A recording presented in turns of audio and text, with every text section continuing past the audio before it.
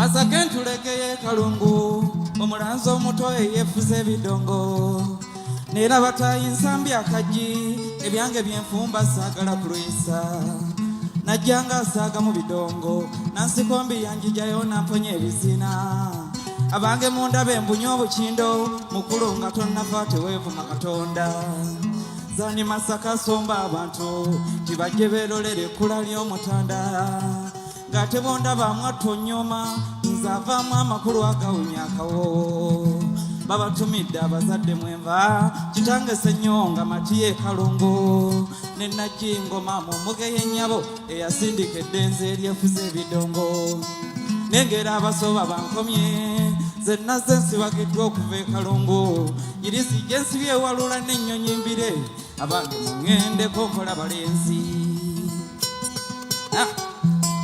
Plan B Records ye studio yokka ekuwa ekiri ku mulembe. Oyagala ku recordinga luyimba ku Plan B Records. Tu recordinga nyimbe z'ekika kyonna nga raga, reggae, kadongo kamu, afrobeat, band music n'ebika bya music byonna eby'enjawulo. Okay, muntu wange. Olunaku olwaleero ebipya bizuuse ku muganda waffe eyafudde Ssente ye Mapeesa oyo abadde atambuza endongo ng'atera okubeera ne Masaka Uganda eyakuyimbira Nansikombi. Omwami ono yakyaka nnyo mu biseera bya Yolesa Ekitone.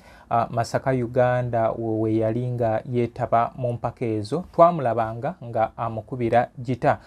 Yafudde ekiro ekyakeesezza olunaku lw'eggulo era olunaku lw'eggulo bannakadongo kamu ab'enjawulo babadde mu muyigo okuyiga ono gyazaalibwa. Jjukira nti babadde tebalina wa luganda lwe wadde n'omu gwe bamanyi. Kale bwe gutyo kyategerekesa olunaku lw'eggulo nti abadde ye Lukwago God naye ng'erikola ssente yeeyita Ssente ye Mapeesa.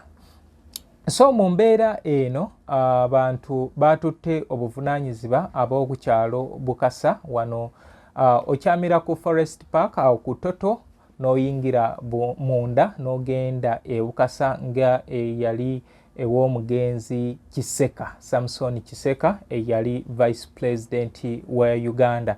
Kale wova ku poliisi awo oba otuuse omugenzi we yabadde. Kale abantu b'oku kyalo beekozeemu omulimo okubanga balaba nti basobola okufuna ab'eŋŋanda z'omukulu. Kyasoose tegeerekeka nti Weekalamba Kasanda naye baatuuseeyo nga ku kyalo bagamba yaliko ku Kalamba naye teyali wookwo, yasengako busenzi nga tebamanyi wa gye yava. Kale embeera n'ebeera bw'etyo.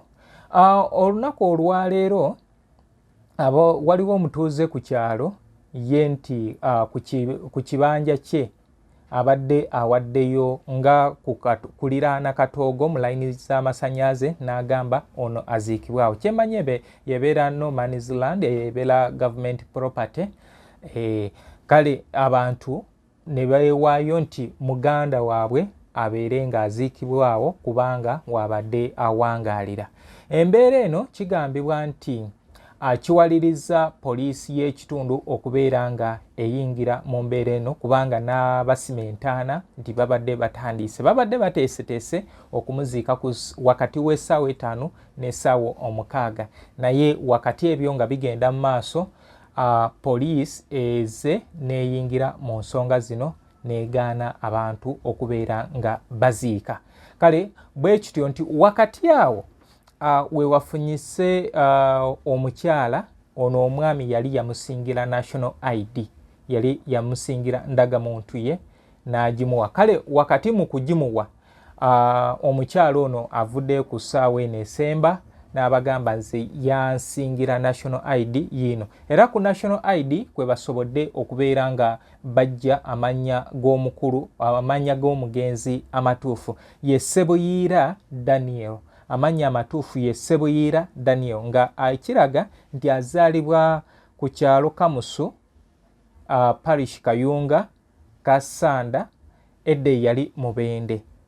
kubanga ano ku national ID nga balaga nti yali mu Mubende district naye ffenna tukimanyi bulungi nti obudde buno Kassanda district yeekutula ku Mubende neefuuka district eyeetongodde.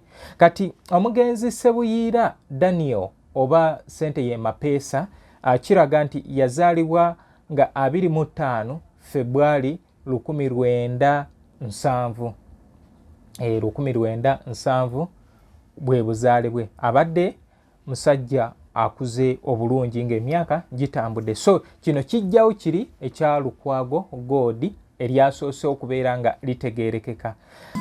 Lesoni ya leero y'abaana abaweererwa muzadde n'akwata ssente ogenda osome neyeresa ennyama n'alya muwogo akawa nga gwe gwaziteekamu osula mbalenzi. Lesoni ya leero y'abaana abaweererwa omuzadde n'akwata ssente ogenda osome neyeresa ennyama n'alya muwogo akawa nga gwe gwaziteekamu osula mbalenzi. Kite baatugambye olunaku lw'eggulo nti abadde amaze emyaka 2 nga tadda eri ewaabwe ekalamba gye babadde bamanyi nga tebamanyi taddangayooko. Kale endagamuntu eno yeeyambyeko naye poliisi ey'ekitundu etutte maiti etutte omulambo Mulago mu mokyale okutuusa nga omukulu ono azuuliddwako abantu be. Kale bwe kityo bwe kiyimiridde. Okuziika okubadde kutegekeddwa okubeerawo olunaku olwaleero tekugenze mu maaso. Bategese oluvannyuma lwa poliisi ey'ekitundu okubeera nga eyingira mu nsonga zino nebajjako maiti negitwala Mulago. Wabaddewo okusika omuguwa wakati wa bantu ab'ekitundu ne poliisi. Abantu nga bagamba already talina bantu be, kati ani agenda okubeera nga awondera ffe katumuziike wano. Gundi weeribanga abantu be bazuuse balijja ne bamugjawo wano ne bamutwala. Kale embeera eyo neereeta okubeera nga basika omuguwa wakati awo, naye oluvannyuma poliisi ebasinzizza amaanyi omubiri gw'omugenzi negutwala mu ggwanika Mulago. Era wano we wabanga waliwo omuntu ava ku kyalo Kamusu Kayunga Kassanda district. Tubasaba nti waliwo omuntu wammwe yafa bamuyita Sebuyiira Daniel. Sebuyiira Daniel yafudde olunaku lw'eggulo abadde atambuza endongo. Kale nkusaba nti gwe wenna ava mu kitundu ekyo tukolere wamu nga Abanayuganda otulumirirwa ensi yattu. Naye kino nakyo kigende eri poliisi. We tuba tuwandiika ebiwandiiko eby'enjawulo tuteekako gwe bayita next of kin. Era ndishuwa nti ne ku national ID eyo kuliko next of kin. Just kugenda ne bascanning eyo barcode ereeta information yonna. Era ne twateekangamu ebintu ebitukwatako nga wooteekamu nti next of kin owange nti Joel Ocheng.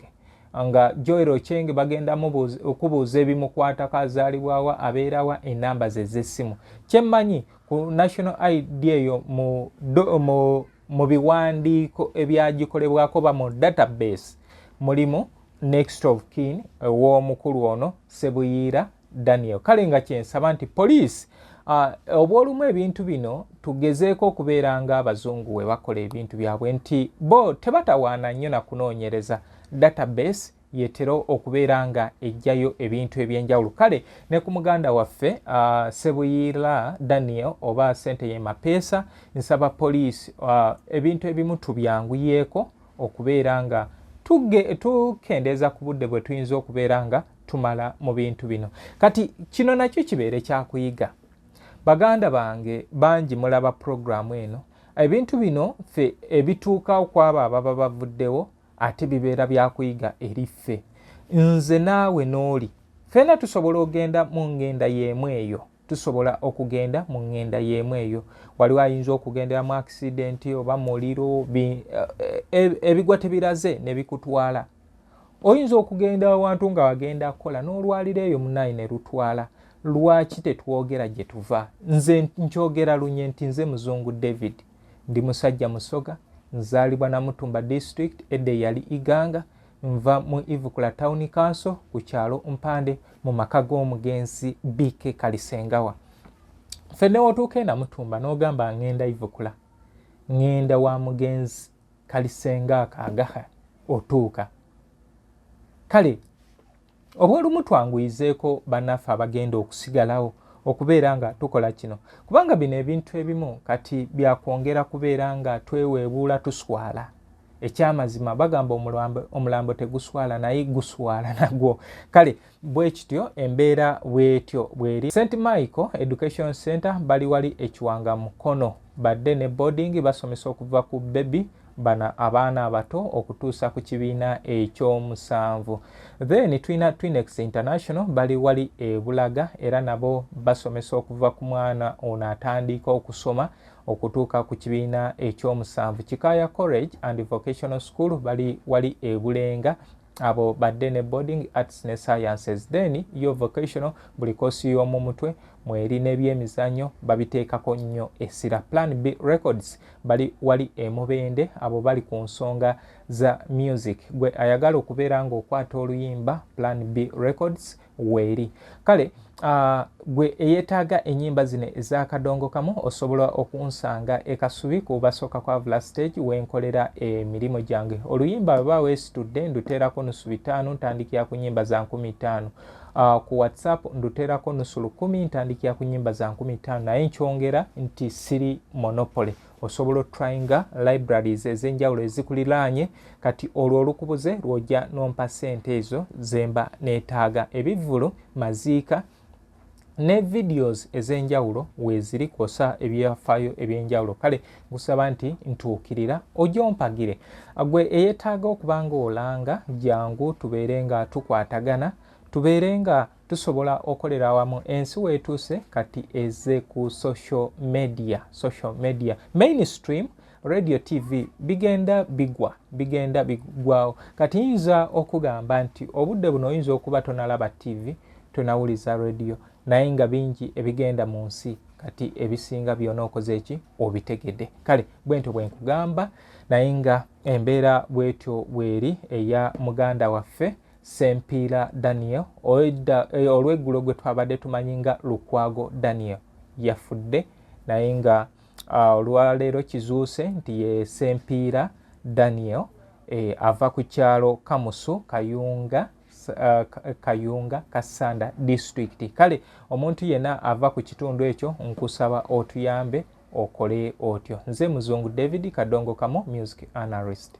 Masake ntulekeye Kalungu omulanzo omuto eyefuze ebidongo nera batayinsambi akaji ebyange byenfumba saagala kulwisa najjanga saaga mu bidongo nansikombi yanjijayo namponye ebizina abange munda bembunye obukindo mukulu nga tonnafa teweevuma Katonda zani Masaka somba abantu tibajje beerolere ekkula ly'omutanda nga tebonda bamwatonyoma nzavaamu amakulu agawunya akawo babatumidde abazadde mwenva kitange Ssenyonga Matiye Kalungu ne Najjingoma mu mbuga y'ennyabo eyasindika eddenzi eryefuza ebidongo nengera abasoba bankomye zenna zensibagiddwa okuva e Kalungu irizi gye nsibye ewalula n'ennyonyi mbire abange muŋŋendeko nkola balenzi.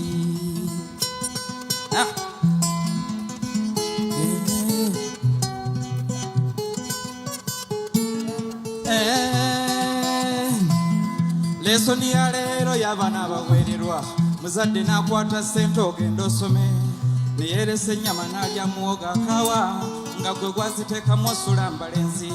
Lesoni ya leero y'abaana abaweererwa omuzadde n'akwata ssente ogenda osome neyeresa ennyama n'alya muwogo akawa nga gwe gwaziteekamu osula mbalenzi. Yino Kikaya College School essomero eryegulidde erinnya mu kusomesa abaana ate ne bayita ssomero lya ddene boarding mix y'abawala n'abalenzi senior 1 paka senior 6 balina library science kone computer labs byonna bijjudde balina arts ne science subjects co-curricular activities kone section y'ebyemikono omuli okusiba enviiri okukanika n'ebirala ebigwa mu kkowe eryo omwana n'ava ku ssomero lino ng'ali self contained kati kyewuunyisa ensimbi zaabwe zeze zijja mu nsawo ya buli muzadde. Basange Kikaya Bulenga Mityana Road. Okumanya ebisingawo noti 757 6 4 1 5 7. Kikaya College School.